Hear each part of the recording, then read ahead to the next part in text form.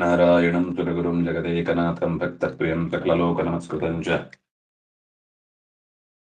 ತ್ರೈಗುಣ್ಯವರ್ಜಿತಮಜಂ ವಿಭುಮಾದ್ಯಮೀಶಂ ವಂದೇ ಭವತ್ಸಮರಾಸುರಸಿದ್ಧವಂದ್ಯಂ ನಾರಾಯಣಂ ನಮಸ್ಕೃತ್ಯ ನರಂ ಚೈವ ನರೋತ್ತಮಂ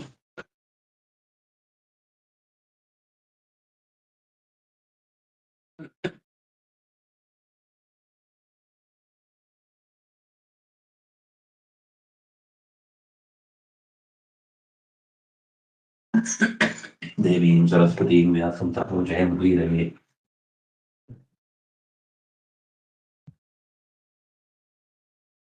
ಆದಿತ್ಯಾನಾಂ ಅಹಂ ವಿಷ್ಣುರ್ಜ್ಯೋತಿಷಾಂ ರವಿರಂಶುಮಾಂ ಮಾರೀಚಿರ್ಮರುತಾಮಸ್ಮಿ.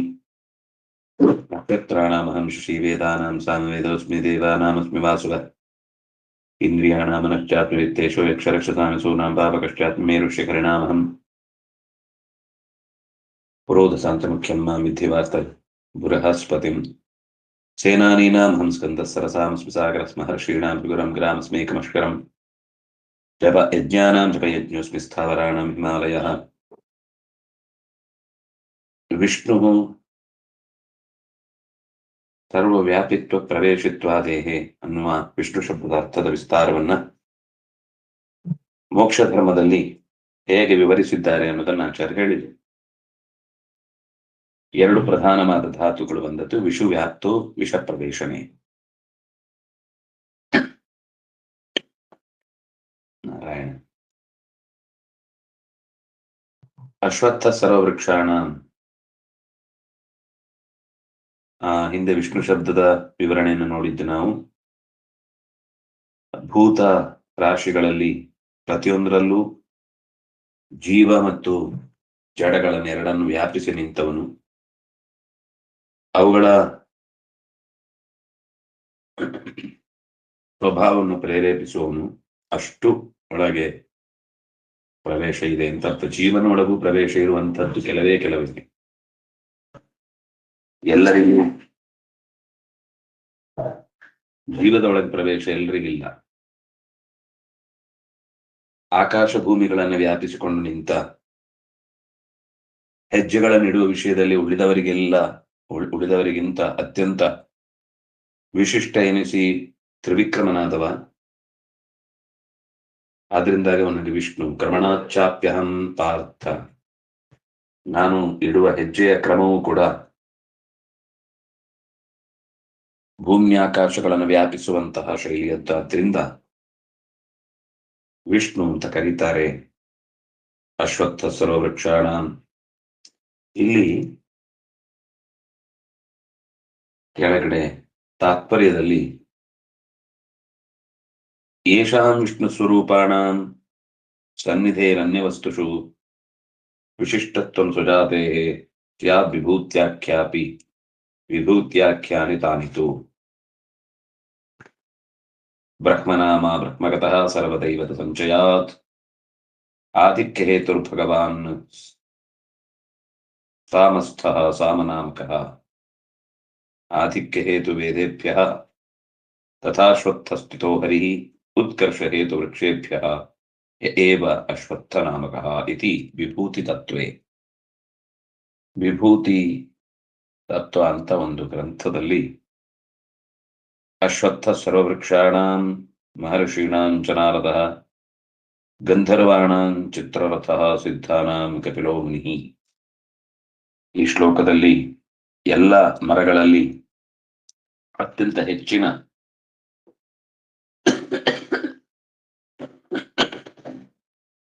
ಆಮ್ಲಜನಕವನ್ನು ನೀಡುವ ಶಕ್ತಿಯಾಗಿ ಅಶ್ವತ್ಥದಲ್ಲಿದ್ದೇನೆ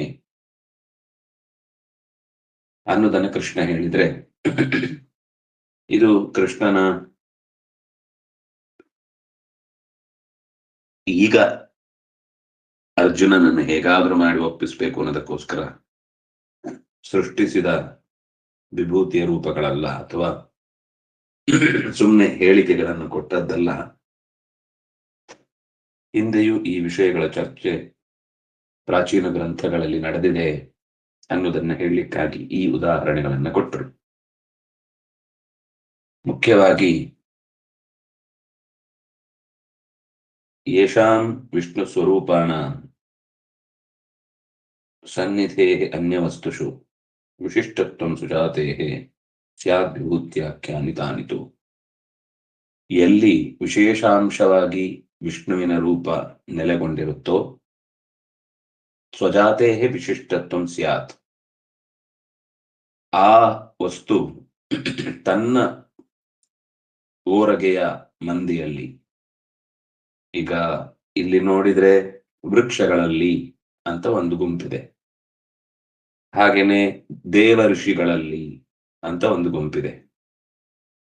ಈ ಒಂದೊಂದು ಗುಂಪಿನಲ್ಲಿ ವಿಶಿಷ್ಟತ್ವಂ, ತನಗೆ ಸಂಬಂಧಪಟ್ಟ ಸ್ವಭಾವವುಳ್ಳ ಗಣಗಳಲ್ಲಿ, ಅಂದ್ರೆ ಇವರೆಲ್ಲ ಕನ್ನಡದವರು ಅನ್ನುವ ಗುಂಪಿದ್ರೆ,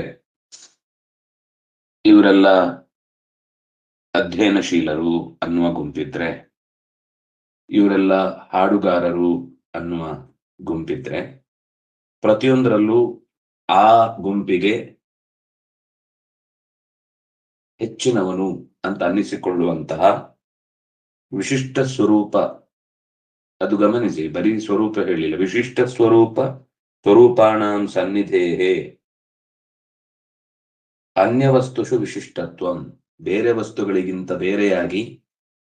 ಬೇರೆಯಾಗಿ ಕಾಣ್ಲಿಕ್ಕೆ ಇದರಲ್ಲಿ ಏನೋ ಒಂದು ಸ್ವಾರಸ್ಯ ಇರಬೇಕು. ಅದರಲ್ಲಿ ಸೇರಿಸ್ಲಿಕ್ಕೆ ಇದಕ್ಕೆ ಯೋಗ್ಯತೆ ಇಲ್ಲ ಅಂತ ವೈಶಿಷ್ಟ್ಯ ಅಲ್ಲ, ಅದರ ಜೊತೆಗೆ ಸೇರ್ಲಿಕ್ಕೆ ಇದಕ್ಕೆ ಶಕ್ತಿ ಇಲ್ಲ ಅನ್ನುವ ವಿಶಿಷ್ಟತ್ವ ಬರ್ಲಿಕ್ಕೆ ಕಾರಣ ಅದು ನಾರಾಯಣನ ವಿಶಿಷ್ಟ ಸ್ವರೂಪದ ಸಾನ್ನಿಧ್ಯ. ತನ್ನ ಗುಂಪಿನಲ್ಲೂ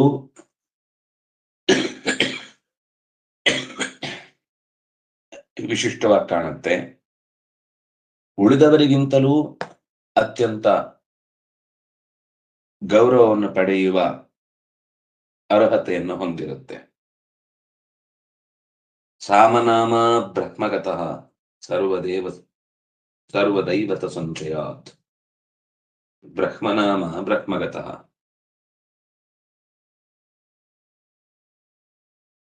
ಅವನು ಈಗ ಬ್ರಹ್ಮಣಿ ಬ್ರಹ್ಮರೂಪೋಸೋ ಶಿವರೂಪೇ ಶಿವೇ ಸ್ಥಿತ ಅಂತೆಲ್ಲ ನಾವು ಬೇರೆ ಸಂದರ್ಭದಲ್ಲಿ ನೋಡಿದ್ದೇವೆ.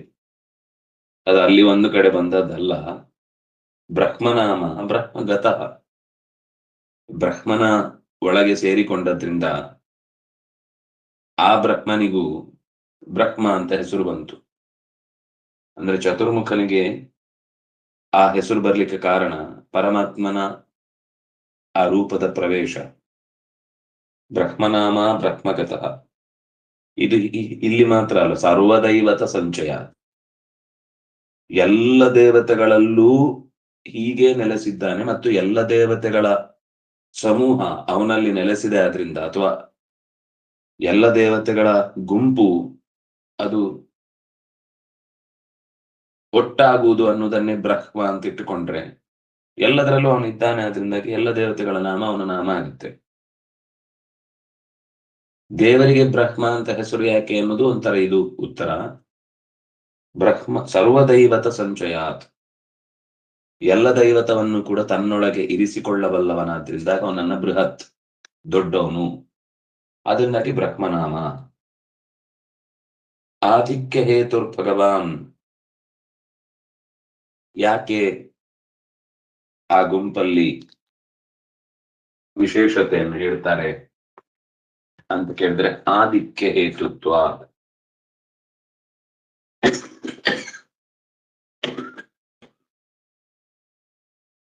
ನಾರಾಯಣ ಎಲ್ಲದಕ್ಕಿಂತ ಮಿಗಿಲಾದ ಗುಣವೊಂದರ ಪರಿಚಯ ನಮಗೆ ಅಲ್ಲಿ ಹೇಳಲಿಕ್ಕೊಂದಿದ್ದೇ ಇರುತ್ತೆ. ಆದ್ರಿಂದ ಅದು ಯಾಕೆ ದೊಡ್ಡದು ಅಂತ ಸಕಾರಣವಾಗಿರುತ್ತೆ. ಈಗ ಸಾಮವೇದ ವೇದಗಳಲ್ಲಿ ಅತ್ಯಂತ ಹೆಚ್ಚಿನದ್ದು, ವಿಶಿಷ್ಟವಾದ್ದು. ಅದನ್ನ ಸಾಮದಲ್ಲಿದ್ದು ತೋರಿಸಿದ್ದಾನೆ. ಅದರಿಂದಾಗಿ ಅವನಿಗೆ ಸಾಮ ಅಂತಾನೆ ಹೆಸರು ಬಂತು. ಸಾಮ ಅಂತ ಹೆಸರು ಬರುವಾಗ ಸುಮ್ಮನೆ ಕೆಲವರಿಗೆಲ್ಲ ಅವರಿಗೆ ಯಾರಿಗೂ ಅಂತ ಪ್ರಶಸ್ತಿ ಬಂತು ಅಂತ ಅದು ಅವರ ಘನತೆ ಹೆಚ್ಚಿಸ್ತಾ ಇದೆ ಅಂತ ಹೊಟ್ಟೆಯವರಿಂದ ತಾವು ಅದನ್ನೇ ಹಾಕೊಂಡ್ಬಿಡ್ತಾರೆ, ಅಥವಾ ಯಾರ ಹತ್ರ ಅದನ್ನು ಹಾಕಿಸ್ಕೊಳ್ತಾರೆ. ನನಗೆ ನೀವು ಪ್ರಶಸ್ತಿ ಕೊಡೋದಾದ್ರೆ ಇದೇ ಟೈಟಲ್ ಅಲ್ಲಿ ಕೊಡಬೇಕು ಅಂತ. ಯಾಕೆಂದ್ರೆ ಅವರು ಅಷ್ಟು ಪ್ರಸಿದ್ಧಿ ಆಗಿದ್ದಾರೆ ಅಂದಾಗ ಆ ಹೆಸರು 4 ಸರ್ತಿ ನನ್ನ ಹೆಸರು ಮುಂದೆನೂ ಇದ್ರು ನನಗೂ ಅದೇ ಪ್ರಸಿದ್ಧಿ ಬಂದ್ಬಿಡುತ್ತೆ ಅಂತ ಅವರಿಗೊಂದು ಆಸೆ ಪಾಪ. ಆದ್ರೆ ಭಗವಂತನ ಅಸ್ತಿತ್ವ ಹಾಗಲ್ಲ. ನಿಜವಾಗಿಯೂ ಆ ಗುಣಗಳಿಂದ ಕೂಡಿದವನು, ಸಾಮದಲ್ಲಿ ನೆಲೆಸಿದವನು, 3-4 ವೇದಗಳಲ್ಲಿ ಸಹಜವಾಗಿಯೇ ಆ ಎತ್ತರ ಕಾಣಿಸುವಂಥದ್ದು. ಅದರಿಂದ ಅವನಿಗೆ ಸಾಮ ಅಂತ ಹೆಸರು ಬಂತು. ಆದಿಕ್ಯ ಹೇತು ವೇದೇಭ್ಯ, ವೇದೇಭ್ಯ ಆದಿಕ್ಯ, ವೇದಗಳಲ್ಲಿ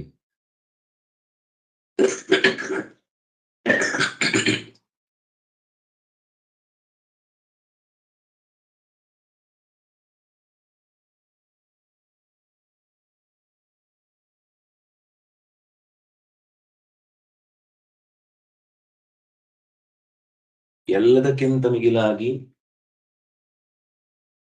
ವಿಶೇಷವಾದ ಅಕ್ಷರಗಳ ಪರಿಚಯ. ಯಾಕಂದ್ರೆ ಪ್ರತ್ಯಕ್ಷರು ಒಂದು ಅರ್ಥವನ್ನು ಹೊಂದಿರುತ್ತೆ. ಹಾಗೆ ವೇದದ ಎಲ್ಲಾ ಶಾಖೆಗಳಲ್ಲೂ ಕೂಡ,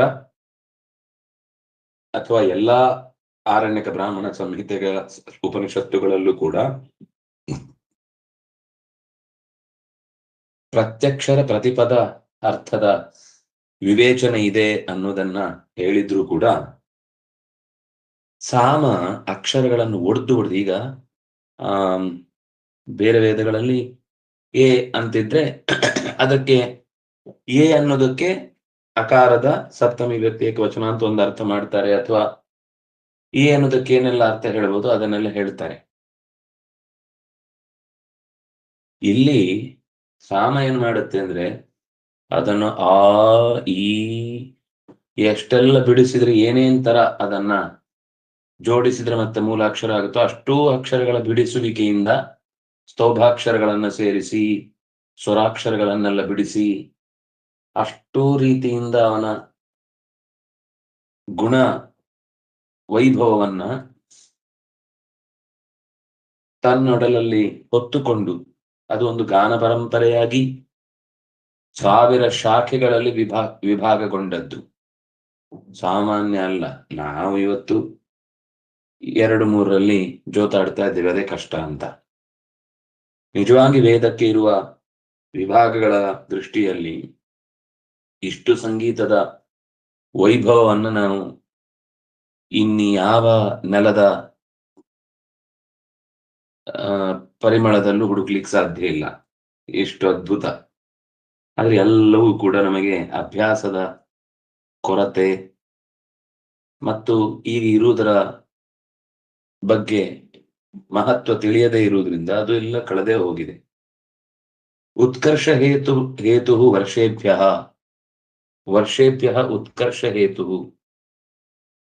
ಸಾರಿ ವೃಕ್ಷೇಭ್ಯ, ನಾನು ವರ್ಷೇಭ್ಯ ಅಂತ ಓದ್ತಾ ಇದ್ದೇನೆ. ವೃಕ್ಷಗಳಲ್ಲಿ ಬೇರೆ ಎಲ್ಲದಕ್ಕಿಂತ ಹೆಚ್ಚಿನ ವಿಶೇಷ ಗುಣಗಳು. ಅದು ತೀರ ಆಳಕ್ಕೆ ಅಗಲಕ್ಕೆ ಬೇರುಗಳನ್ನ ಚಾಚಿ ಮಣ್ಣನ್ನ, ಒಂದು ಊರಿಗೆ ಒಂದು ಅಶ್ವತ್ಥ ಮರ ಸಾಕು. ಅಶ್ವತ್ಥಮೇಕಂ ಪಿಚುಮಂದಮೇಕಂ ನ್ಯಗ್ರೋಧಮೇಕಂ ದಶತಿಂತ್ರಿಣೀಂಚ.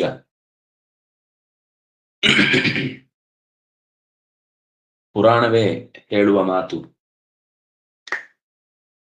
ಒಂದು ಅಶ್ವತ್ಥ ಮರವನ್ನ ಒಂದು ಊರಲ್ಲಿ ನೆಟ್ಟಿದ್ರೆ ಆ ಇಡೀ ಊರಿಗೆ ಗಾಳಿ ಸಾಕು.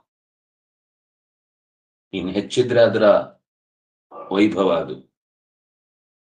ಮತ್ತೊಂದೇನು ಅಂದ್ರೆ ಈ ವೃಕ್ಷಗಳು, ಅದರಲ್ಲೂ ಈ ಅಶ್ವತ್ಥ ಅಥವಾ ಆಲ, ನ್ಯಗ್ರೋಧೋದುಂಬರು ಅಶ್ವತ್ಥ ಅನ್ನುವಲ್ಲಿ ಆ 3 ಮರಗಳ ಹೆಸರನ್ನ ಭಗವಂತ ತನ್ನ ನೆಲೆದಾಣ ಅಂತ ಸಹಸ್ರನಾಮದಲ್ಲಿ ತೋರಿಸಿದ್ದಾನೆ.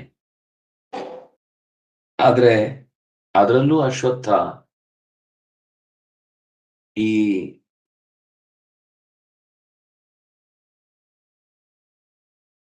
ಈ ಮನೆಗಳ ಮೇಲೆ ನೀವು ಕೆಲವೊಮ್ಮೆ ನೋಡಿರ್ತೀರಿ, ಸೈಡಲ್ಲೆಲ್ಲ ಅಶ್ವತ್ಥ ವೃಕ್ಷ ಬೆಳೆದು ಬಿಟ್ಟಿರುತ್ತೆ. ಅದು ನೋಡಿ, ನೀವು ಬೀಜ ತಗೊಂಡೋಗಿ ನೆಟ್ಟು ಬೆಳೆಸ್ಲಿಕ್ಕೆ ಆಗುವಂತದ್ದಲ್ವೇ ಅಲ್ಲ. ಆ ರೀತಿ ಅದಕ್ಕೊಂದು ಮುಖವೇ ಇಲ್ಲ. ಆದ್ರೆ ಅದು ಯಾವುದೋ ಕಾಗೆಯ ಹಿಕ್ಕೆಯಲ್ಲಿ ಹುಟ್ಟಿ ಬರುತ್ತೆ. ಹೀಗೆ ಏನೇನೋ ವಿಚಿತ್ರವಾದ ಅದರ ಹುಟ್ಟಿನ ಕ್ರಮಗಳೆಲ್ಲ ಇದೆ. ಆದ್ರಿಂದಾಗಿ ಸರ್ವವೃಕ್ಷಗಳಿಗಿಂತ ಉತ್ಕೃಷ್ಟವಾದ ಗುಣಗಳು ಎಲ್ಲ ಬೇರೆ ಬೇರೆ ರೀತಿಯಿಂದ ಹೇಳಿದ್ದಾರೆ. ಅದರಿಂದಾಗಿ ಅಶ್ವತ್ಥನಾಮಕ, ಪರಮಾತ್ಮನನ್ನ ಅಶ್ವತ್ಥನಾಮದಿಂದ ಕೂಡಿದವನು ಅಂತ ಗುರುತಿಸಿದ್ದಾರೆ. ಇತಿ ವಿಭೂತಿ ತತ್ವೇ. ಇದು ವಿಭೂತಿ ಅನ್ನುವಂತಹ ಒಂದು ಗ್ರಂಥದಲ್ಲಿ ಬಂದಿರುವ, ಯಾಕೆ ಅವನಿಗೆ ಅಶ್ವತ್ಥ ಅಂತ ಹೆಸರು ಬಂತು, ಯಾಕೆ ಅವನನ್ನ ವಿಷ್ಣು ಅಂತ ಕರೆದ್ರು, ಯಜ್ಞಗಳಲ್ಲಿ ಯಾಕೆ ಜಪಯಜ್ಞದಲ್ಲೇ ಇದ್ದಾನೆ, ಯಾಕೆ ಹಿಮಾಲಯಗಳಲ್ಲಿ ಬೆಟ್ಟದ ತಪ್ಪಲುಗಳಲ್ಲಿ ಹಿಮಾಲಯವೇ ಹಿರಿದು ಅಂತ ಅನ್ಸುತ್ತೆ, ಮಹರ್ಷಿಗಳಲ್ಲಿ ಭೃಗು ಯಾಕೆ, ಅಕ್ಷರಗಳಲ್ಲಿ ಅಕಾರ ಯಾಕೆ, ಪುರೋಹಿತರಲ್ಲಿ ಬೃಹಸ್ಪತಿ ಯಾಕೆ ಮುಖ್ಯ, ಸೇನಾನಿಗಳಲ್ಲಿ ಸ್ಕಂದನಲ್ಲಿ ಏಕೆ ಇದ್ದೇನೆ, ನದಿಗಳ ನೀರಿನ ರಾಶಿಯಲ್ಲಿ ಸಮುದ್ರದಲ್ಲಿ ಏಕಿದ್ದೇನೆ ಅಂತ ಹೀಗೆ ಹಲವು ಸಂಗತಿಗಳನ್ನು ಹೇಳಿದ ಹಾಗಾಯಿತು. ನಾಳೆ ಮತ್ತೆ ಮುಂದಿನ ಚಿಂತನೆಗೆ ಸೇರೋಣ. ನಮಸ್ಕಾರ.